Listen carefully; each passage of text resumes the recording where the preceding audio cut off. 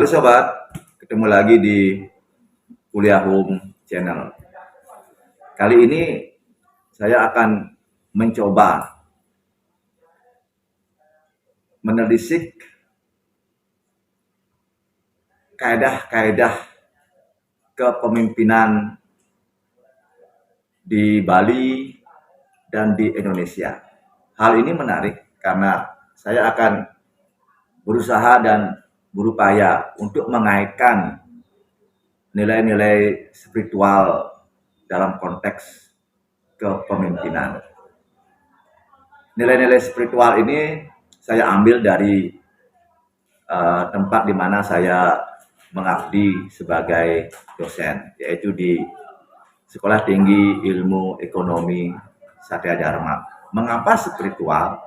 Karena tagline kita adalah sekolah ekonomi yang berbasis kepada spiritual. Kiranya secara ilmiah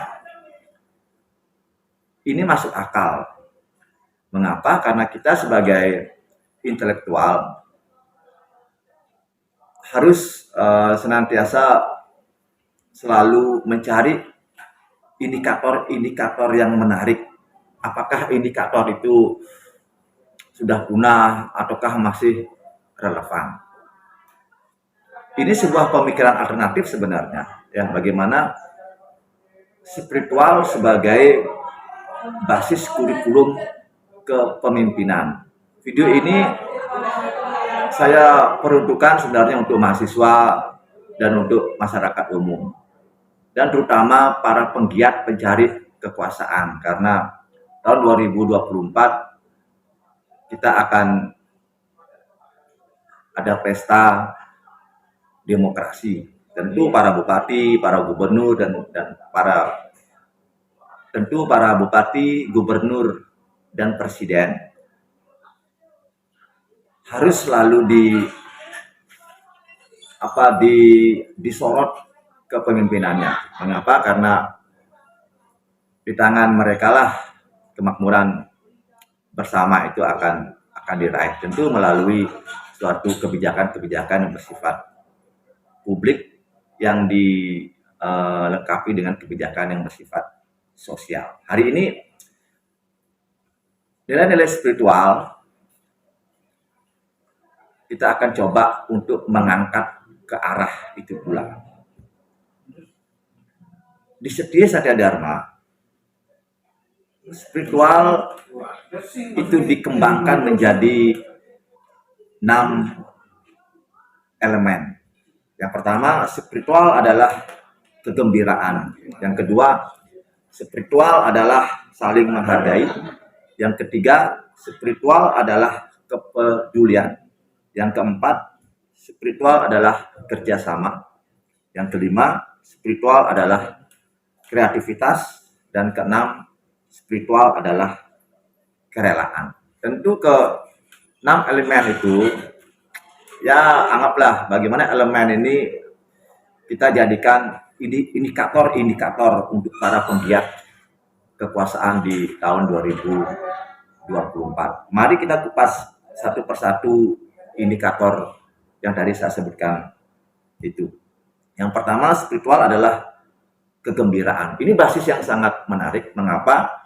Karena kegembiraan itu lahirnya dari dalam diri, bukan dari luar. Suasana hati dan suasana pikiran harus selalu senantiasa gembira dalam arti dia sangat terbuka kepada umum, sangat menghargai kritik, sangat menghargai saran, kira-kira gitu. Jadi kegembiraan lebih kepada suasana batin kepemimpinan itu sendiri. Kalau pemimpin yang tidak gembira, pasti kebijakannya pasti memble, kira-kira seperti itu. Jadi para penggiat harus selalu gembira. Terus yang kedua, spiritual adalah saling menghargai. Nah, ini saling terkait sebenarnya.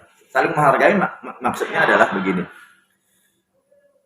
Kepemimpinan yang lalu, yang bagus-bagus harus diteruskan oleh kepemimpinan yang baru nanti. Kesannya selama ini kan main tebang saja, tebang tebang leher, bisa tebang tangan, kira-kira gitu. Jadi kesannya kebijakan yang era yang sebelumnya tidak nyambung dengan kebijakan era selanjutnya. Tentu ada, kalau basisnya tetap seperti itu, masyarakat diajak tidak cerdas di dalam berpolitik. Artinya nuansa balas dendam masih sangat kental.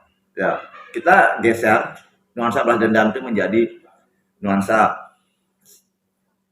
saling harga menghargai.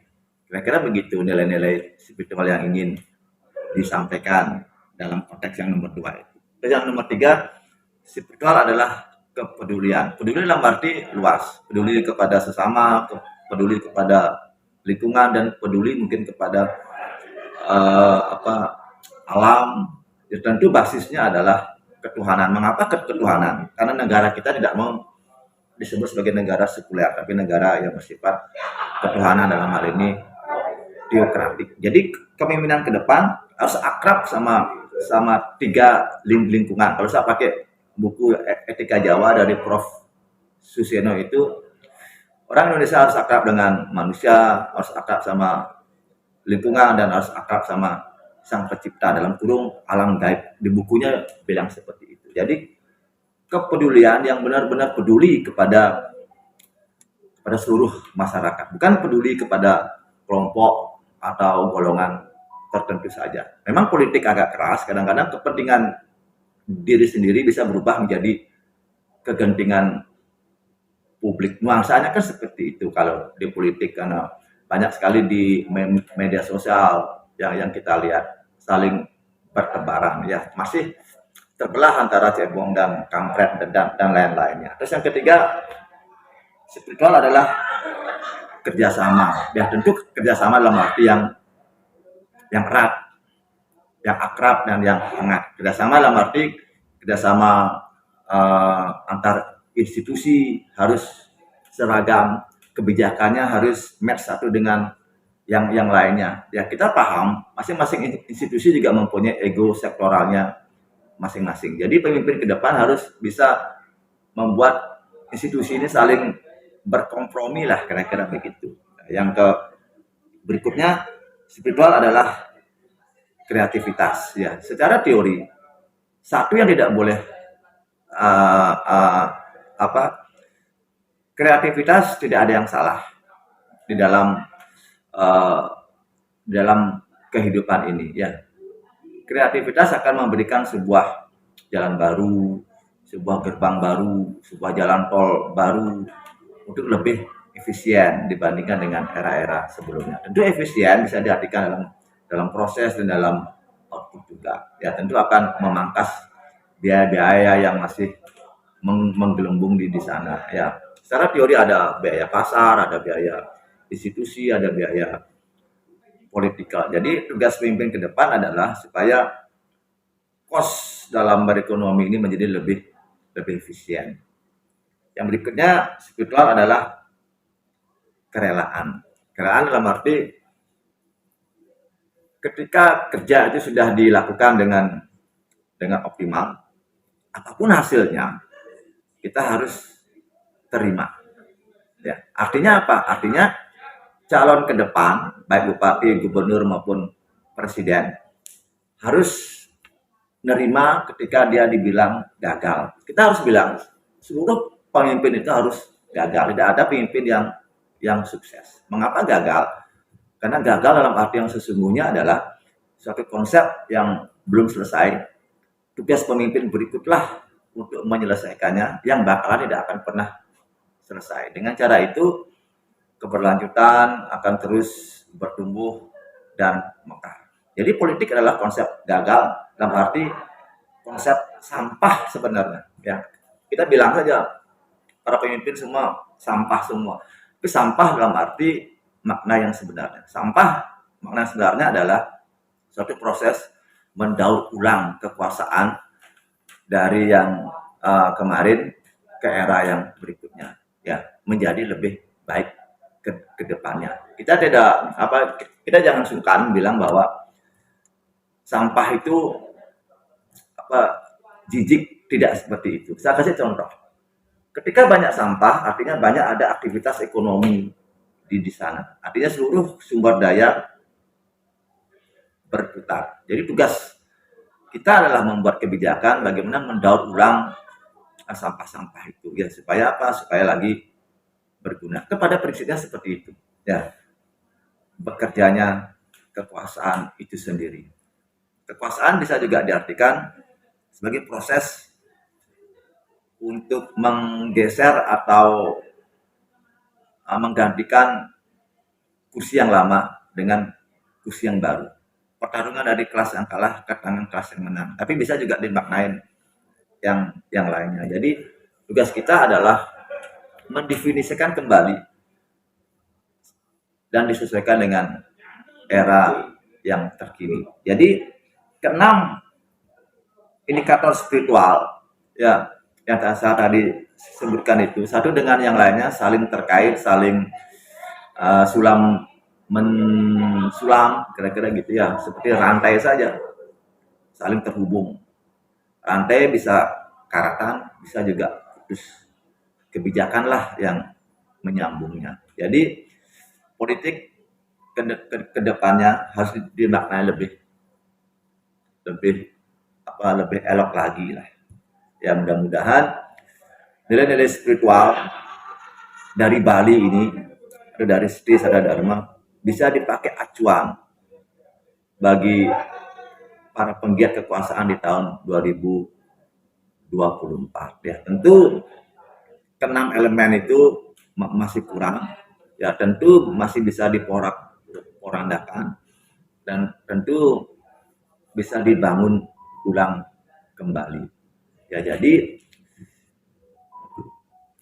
spiritual memberikan semangat kepada kita ya untuk selalu mencari kembali makna yang sebenarnya dan disesuaikan dengan eranya. Apakah nilai-nilai keenam itu masih relevan hari ini ataukah sudah punah? Itu kira-kira begitu pertanyaan dasarnya. Jadi pertanyaan dasar itu selalu berkecamuk, ya selalu bisa diulang dan diulang lagi dan terus dipertanyakan. Dengan cara itu keenam indikator itu akan selalu hidup ya. Mungkin itu ya pesan spiritual dari Bali, khususnya di Buleleng. Mudah-mudahan para penggiat kekuasaan memasukkan keenam indikator tersebut ke dalam proses kepemimpinannya. Lagi sekali saya ulangi, ada 6. Spiritual adalah kegembiraan, spiritual adalah saling menghargai, spiritual adalah kepedulian, spiritual adalah kerjasama, spiritual adalah kreativitas, dan spiritual adalah kerelaan. Kiranya keenam itu sebuah doktrin ya, yang dari dulu hingga kini sudah teruji, sudah diombang-ambingkan dari masa ke masa, ya dari ordo ke ordo. Kiranya keenam itu masih penting kita dengarkan. Kelihatannya kuno dan memang kuno pada faktanya, ya karena keenam elemen itu bisa bersumber dari beragam hal, ya bisa dari pengalaman hidup, bisa dari keterampilan hidup, bisa dari pengetahuan juga bisa berasal dari kebenaran agama, bisa dari kebenaran natural dan seterusnya.